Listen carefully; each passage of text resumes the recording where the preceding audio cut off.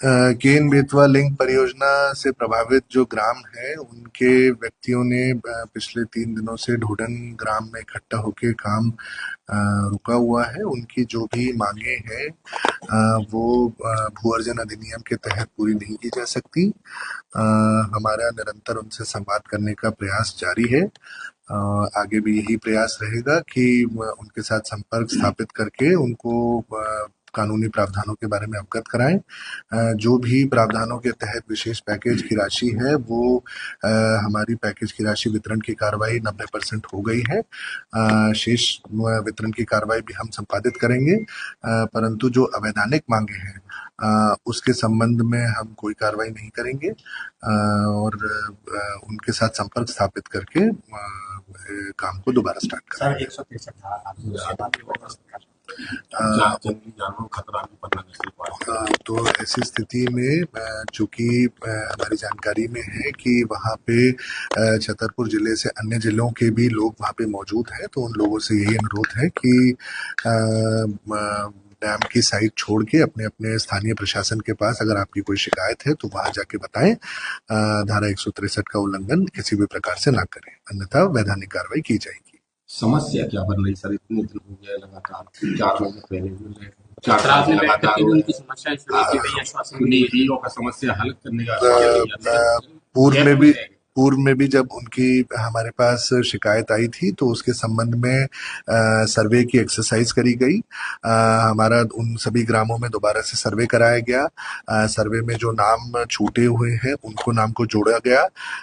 आगे भी अगर कोई नाम छूटने की कोई शिकायत है तो उसके लिए कोई भी शिकायतकर्ता हमारे ऑफिस में आके अपनी शिकायत दे सकता है। उस शिकायत का पूरी संवेदनशीलता के साथ और पूरी गंभीरता से हम शिकायत का निराकरण करेंगे।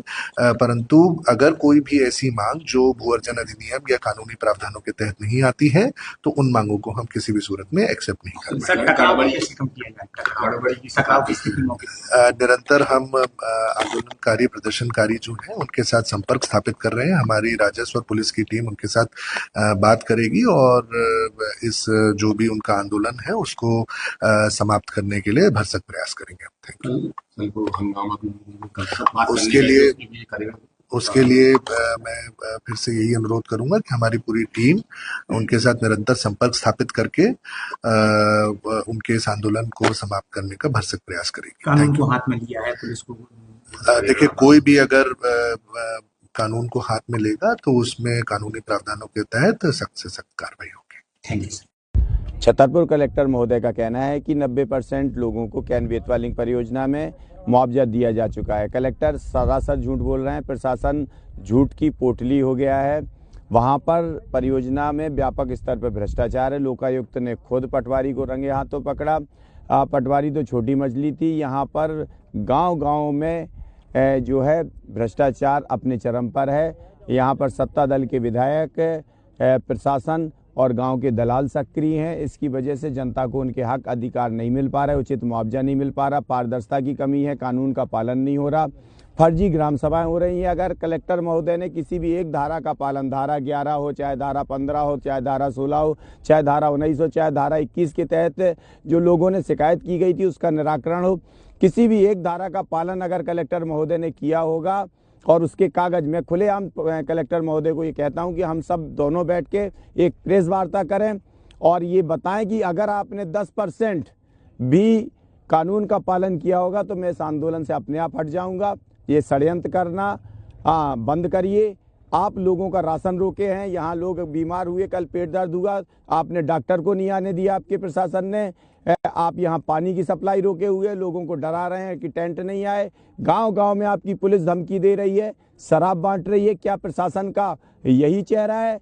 आपने भ्रष्टाचार किया हुआ है। उस भ्रष्टाचार को छुपाने के लिए आप गांव की जनता को, प्रभावित लोगों को, ये प्रभावित नहीं प्रताड़ित लोग हैं आपसे, इन प्रताड़ित लोगों को आप लूटने और उसका काम कर रहे हैं। लगातार यहाँ लोगों को लाठीचार्ज, कहीं इस तरह की धमकी दी जा रही है। यहाँ 163 धारा आपने लगाई हुई है जो यहाँ आपको शायद याद नहीं होगा क्योंकि आप तो अपनी एसी से बाहर निकलते नहीं है जनता से मिलने तक के लिए। ये जो केन नदी है, ये केन नदी हमारे छतरपुर और पन्ना जिले की सीमा के बीच में से बहती है। आधी कैन नदी पन्ना वालों की आती है। जो आंदोलन हो रहा है ये कैन नदी के बीच में हो रहा है। पन्ना वाले अपनी पन्ना की सीमा में हैं, छतरपुर वाले छतरपुर की सीमा में हैं, और हम लोग कानून के लिए आंदोलन कर रहे हैं। आप लोग संविधान का, कानून का, लोकतंत्र का खुलेआम उल्लंघन कर रहे हो। चूंकि आपने भ्रष्टाचार किया, मैं आपको खुलेआम ये चुनौती देता हूं कि एक टेबल पे हम बैठ लें और आप कागज रखिए। अगर आप ग्राम सभा बताइए कि ग्राम सभा एक भी हुई हो, धारा 11 आपने विधिवत जो प्रारंभिक अधिसूचना वो तक लगाई हो,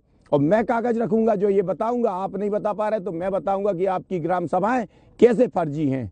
और यदि आप में नैतिक साहस है, हमारे देश में लोकतंत्र है, मैं वो बात नहीं कह रहा हूं कि हम आप बैठ के दोनों लोग सार्वजनिक रूप से टेबल पे कल आ जाए, जब आप कहें तब आ जाएं, हम लोग एक संयुक्त प्रेस वार्ता कर लेते हैं। आप अपनी बात रख दीजिए, हम अपनी बात रख दें, जनता को तय करने दें कौन सही है कौन गलत है। अगर आपने 10% भी कानून का पालन किया होगा तो मैं इस आंदोलन से हट जाऊंगा।